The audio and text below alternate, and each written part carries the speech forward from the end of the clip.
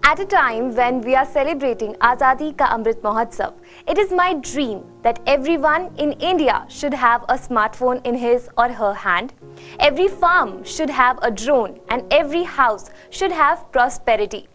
These are the words of Prime Minister Narendra Modi, which he reiterated during the inaugural event of India's biggest drone festival, Bharat Drone Mahotsav, held in the national capital of the country on 27th and 28th May.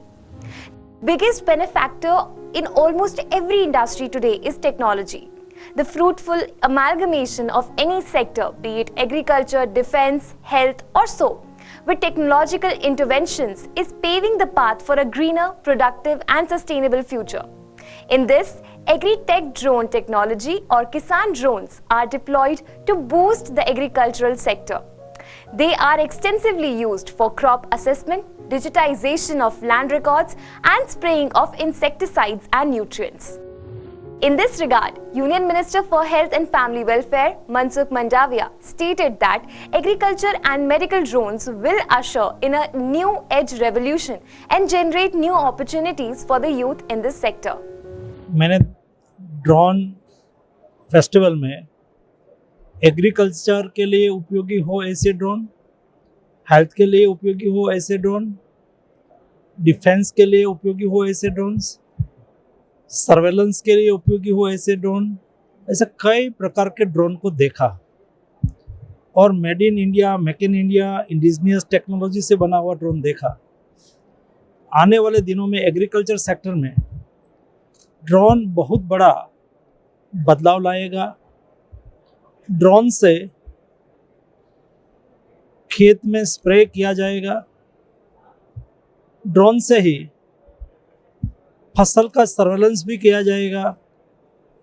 Artificial intelligence का उपयोग करके कौन सा crop में कौन सी nutrient deficiency है,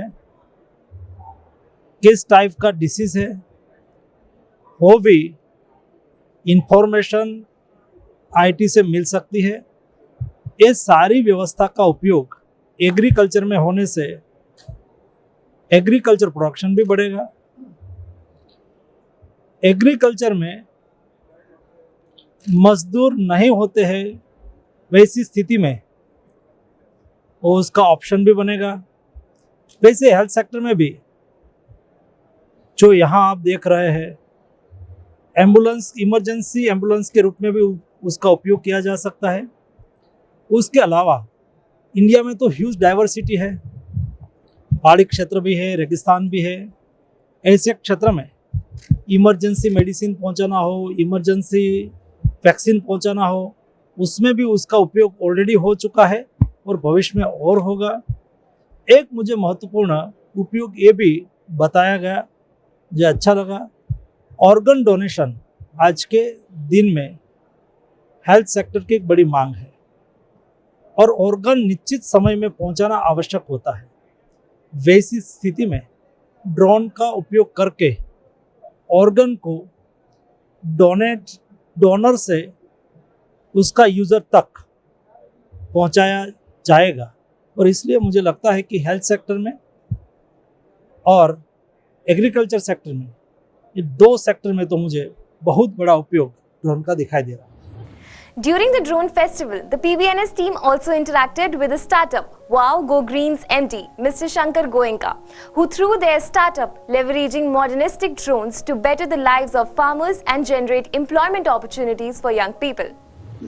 You know, IFFCO Fertilizers, who is the largest fertilizer manufacturing company in the world, they invented a product called Nano Liquid Urea, जो कि 45 किलो का जो यूरिया का बैग है उसको एक 500 ml बॉटल से रिप्लेस करा। तो जब इसको छिड़कने की बारी है, जब मैं इसके बात करने के लिए गया तो मुझे पता लगा कि 1 एकड़ यूरिया को, नैनो बॉटल को छिड़कने के लिए 125 लीटर पानी चाहिए, 125 litre water. That was huge. And then I got to know there are many pesticides and insecticide which needs about 200 litre water. फिर हमने ड्रोन पे काम करना शुरू किया। तब हमें पता लगा कि 1 एकड़ को कवर करने के लिए सिर्फ 10 लीटर पानी चाहिए। तो यू सेव 90% ऑफ वाटर। जब आप ड्रोन से दवाई डालते हैं तो 25% आप दवाई कम डालते हैं, so you save money on that 25%। दूसरा, 1 एकड़ जो खेत है वो सिर्फ 5 मिनट से 7 मिनट में ड्रोन कवर करता है।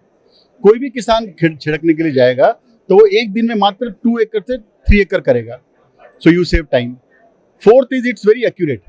ड्रोन उड़ता है, इसमें दवाई और पेस्टिसाइड और आप पानी डालिए, बैटरी बदलिए, ये उड़ेगा और 5 से 7 मिनट में 1 एकड़ को एक्यूरेसी के साथ कवर करके वापस आएगा।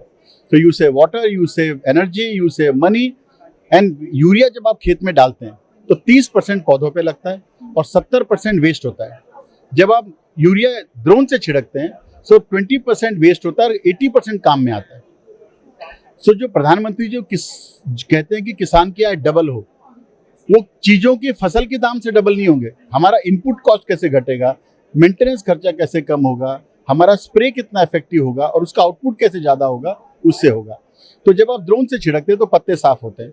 जब पत्ता साफ होगा तो उसका फोटोसिंथेसिस बेटर होगा और जब फोटोसिंथेसिस बेटर होगा वो सूर्य की रोशनी अच्छी लेगा और जब सूर्य की रोशनी अच्छा लेगा तो प्लांट हेल्थ अच्छा होगा और प्रोडक्शन आउटपुट उसका ज़्यादा होगा।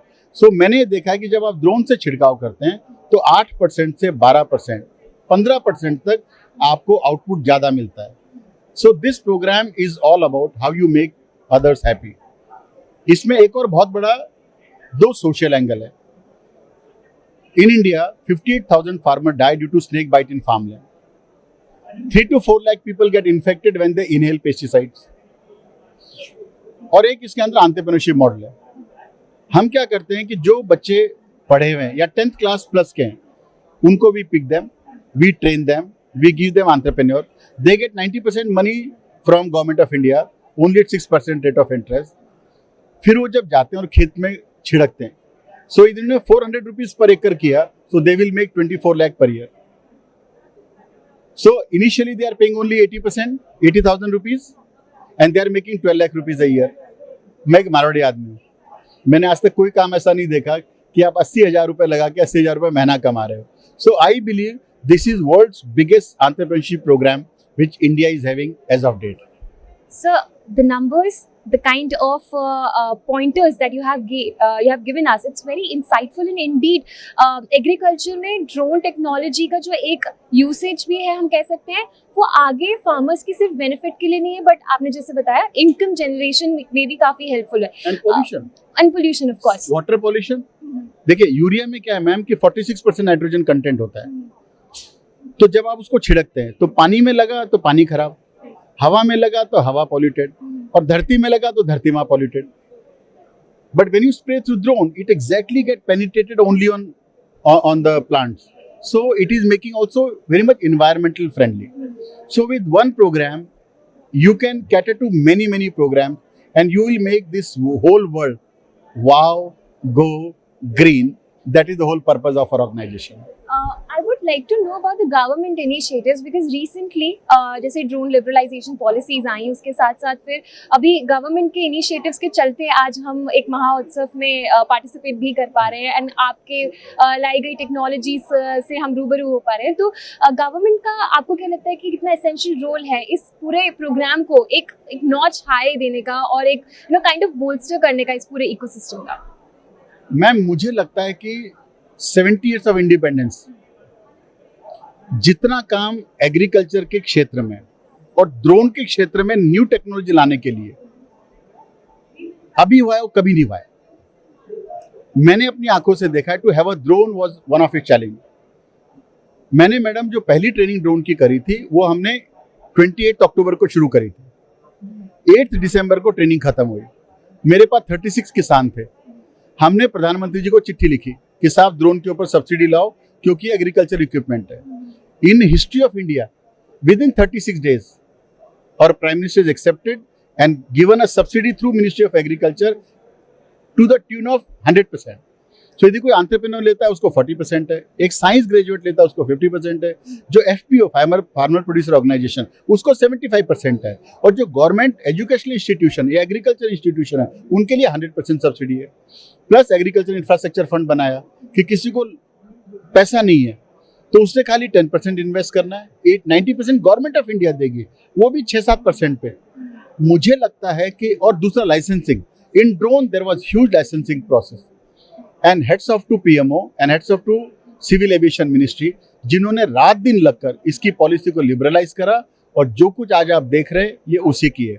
इसके साथ में मिनिस्ट्री ऑफ फर्टिलाइजर बहुत ही एग्रेसिवली काम कर रही है कि लिक्विड यूरिया कैसे किसानों के पास जाए। Ministry of agriculture, they are doing great job taking it to the last mile to the farmer. The drone festival has showcased that India has begun leveraging the technology in hand and going all the way to improve the economic yields of the farm sector. Well, that is all for today's segment. Thank you for watching.